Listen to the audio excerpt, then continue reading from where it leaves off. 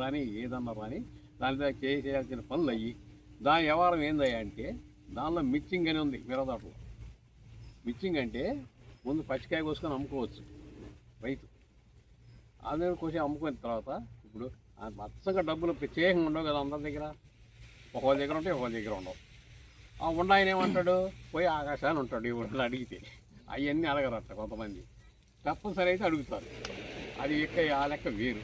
అదే మిరదారులు బాగు చేసుకుంటా ఈ కాయ కోసుకుంటా అమ్ముకుంటా సాధన తీసుకొని ఈ మిరదారులు దాన్ని బట్టి ఇంకో పైరు కూడా పండిస్తుంటాడు.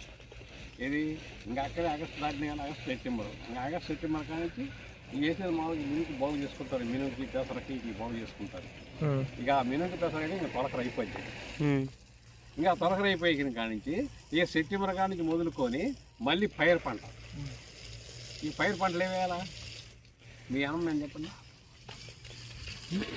రైతు గురించి తెలియదు తీసుకున్న కానీ చెప్పండి, అది నేనేది తెలియదు.